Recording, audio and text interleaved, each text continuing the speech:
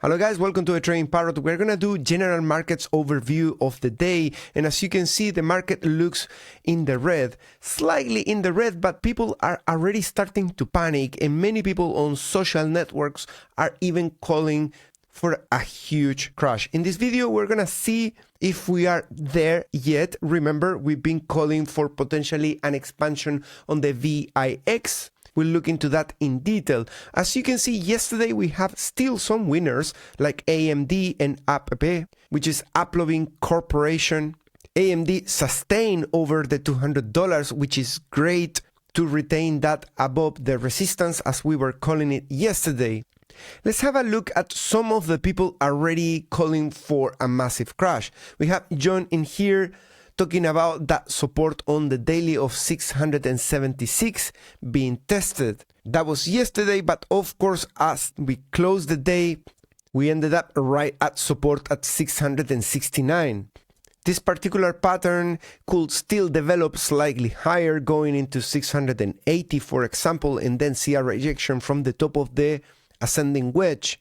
From tops is where I like to short if I was to enter on a short on here, and then see the pattern breaking down. The technical target is the base of the pattern at 655, although in strong trends, we tend to not achieve the full technical target. Be aware of that as well.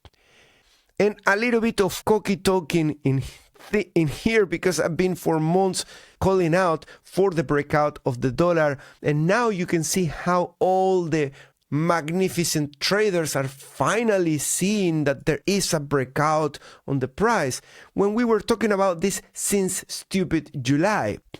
Where were your favorite traders and technicians when we were talking about this specific breakout on the RSI? Now they are talking about targets of 105. Axel says that there is a DXY reaction following the 2025 US government shutdown. And he explains why this is happening as, say heaven, demand outweighed rate cut expectations. That's why the DXY jumped after the shutdown. And I'm not claiming that I knew why it was going to come up based on fundamentals. I did it basically focusing on technicals.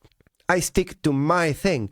S&P, we can see in here that CS 2024 is spotting a head and shoulder and bear flag combo. You can see the head and shoulders in here, and you can also see that there is the bear flag right there, calling for continuation and potentially to achieve the full technical target of the head and shoulder.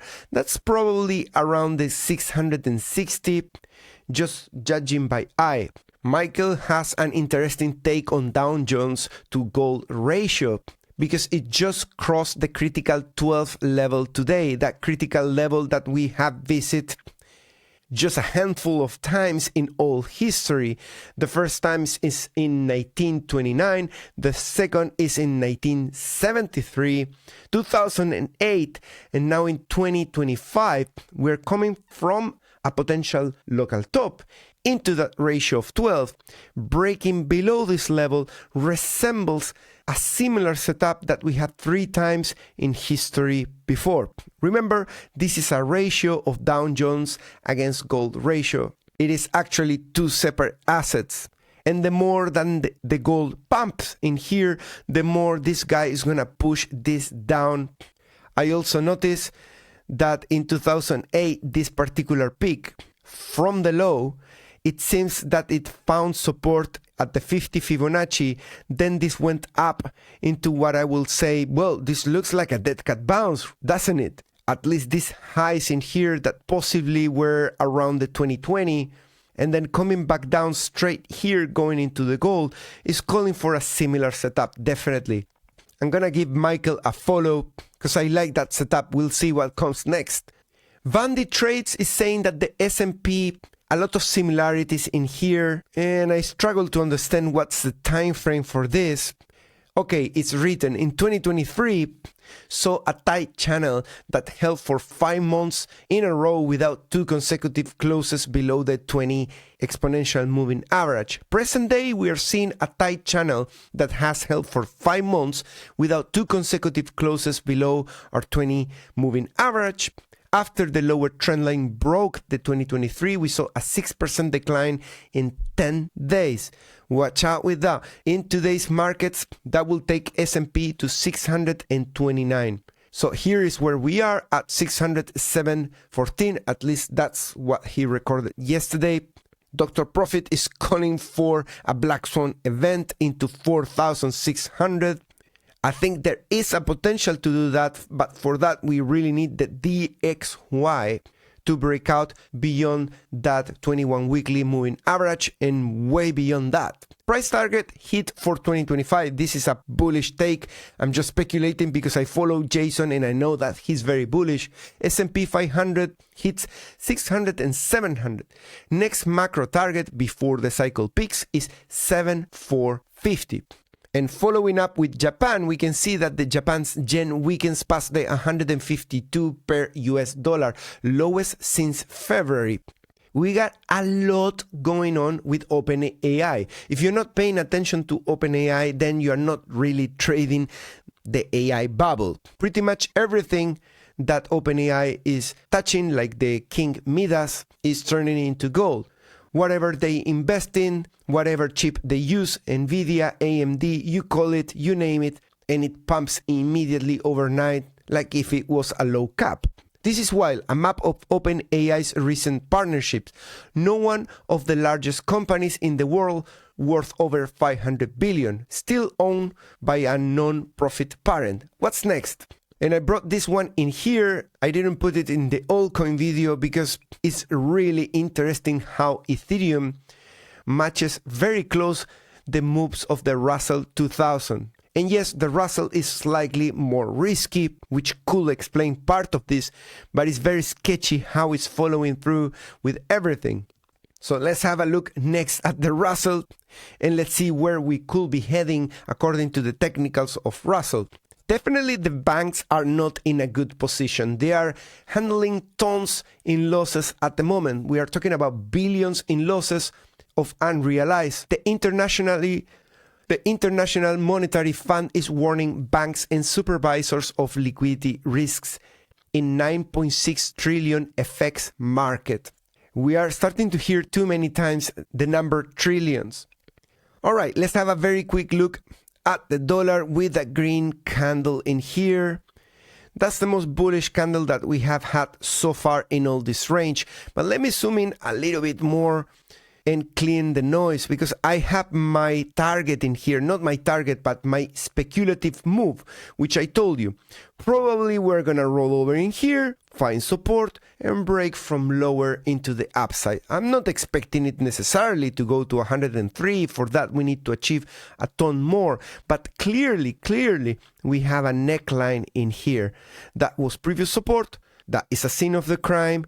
And we're coming back right there for a second time with a candle close. We close at 99, we get a clean breakout of a double bottom. So let's have a look at that target for the first time. We can place this in here and it's targeting $101.5.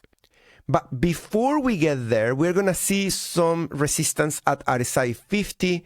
And I need to look at that level too, because there could be some turmoil before we actually hit the technical target. So at 99.2, there is resistance incoming. Of course, at 99, we are right underneath $100. $100 is going to turn the neck of every single investor. Hey, wait a second. What is dollar doing at $100? And at that point, there will be a single person that in July was calling for those targets. And you're watching it. So lucky you. Dollar remains for 1 week intra-candle beyond the resistance. The previous candle closed on Sunday at 79. That was our resistance. So there is still time for gold in here to retrace below and get rejected. This is a moment of decision for gold.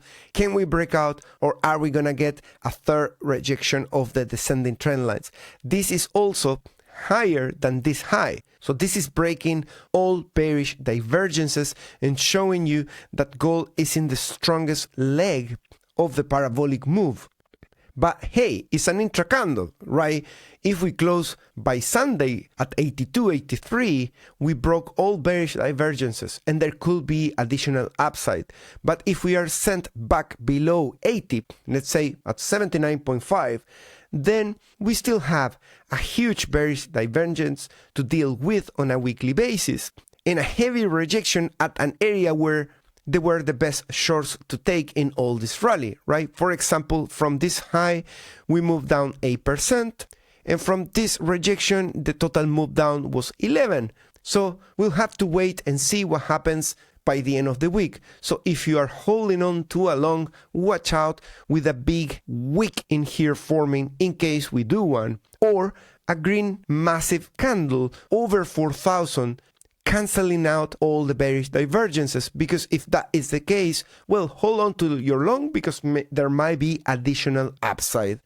Now, VIX today, just like many other days, it was spending some time right before I started shooting the video. It was above the 21 weekly. Now it's back again below, but I insist, this is creeping up to the upside. And there's a good chance that it breaks the 21 weekly and we get a final close above that level. The 21 weekly is the green line and the RSI is taking the lead in here. Hopefully the RSI can get to a level of 50 to form a full double bottom right here. If we can do that, then we can get a target of momentum from the potential neck of 50. We need to get into 50, 51. Of getting into RSI 60. And let's continue with the hopium for dollar. That can bring the the VIX into 24. Sorry for confusing you. This is the volatility index, and if we break out from here, we can get into 24. And I think beyond the 24 is where we see those big spikes. In all this area, there is resistance at 24. But whenever we have close below, beyond 24, we get a massive push up. Why do we care about those? Well, there's nothing that you should care more about than a VIX peak like this. Those are the big, massive moves to the downside of pretty much every single asset. All right, Nasdaq still pushing higher with new highs, is still hovering around the 70s. We talk about some liquidity that is pending on the highs on Nasdaq. Let's look at that again today. Why not? Yeah, there you are. It spans to 636. Let's put more leverage levels. That can liquidate that very easily. And I can see that that can bring the RSI into 72, 73. S&P, slightly different picture because the S&P is getting humble as it approaches the completion of the revenge rally. That is when it reaches 74 on the RSI, very close to the current price, guys. That is 681. By doing that, the S&P, what damage is doing really? Not that much, because it's gonna hit just 683, that liquidity that is pending right here. That is a yellow one. The red one that is next is slightly above 700, located at 706. Quick look at general coins, stocks. Oh my God, Google.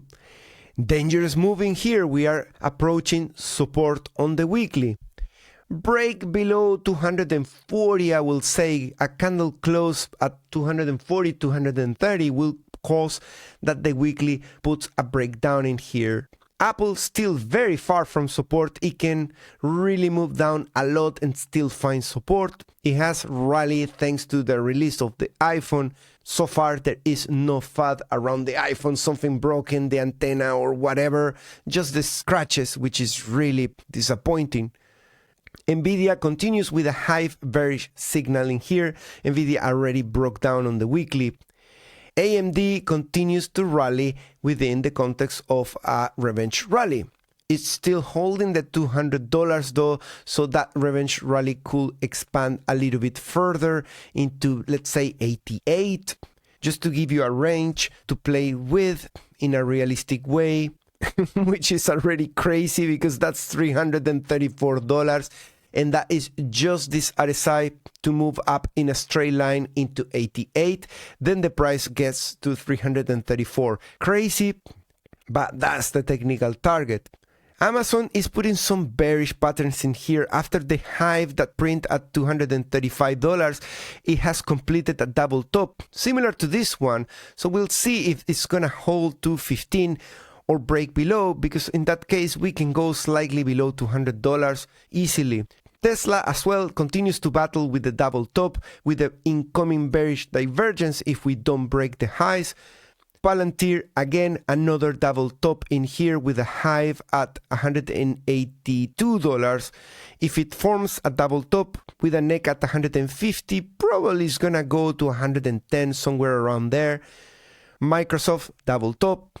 Microsoft has a breakdown. It had a very decent rally, I remember, but now we are in the context of a breakdown that has already achieved a lot because it moved into the median and it formed a double bottom, small, and I wouldn't expect to take out the 75 RSI, but we'll see. Meta already in a rejection in here with a head and shoulder on the momentum and with a double top already forming a neckline. MicroStrategy managed to hold that level of $300 and we were calling for a move into the 21 weekly. Now there is an ongoing battle in here to hold the support of 46. We really don't want MicroStrategy to lose the 300, 310 because it could look like a rejection that is losing the support on the weekly. And Robinhood is at the top of the range. It almost already pinched just by 1 or 2 points on the RSI that expected incoming descending channel. Very wide, but it's still descending in my opinion. If we were to produce a similar fall from here, that is a move into 41. Let's put the resistance and the bottom of the range to give you the full range of the weekly.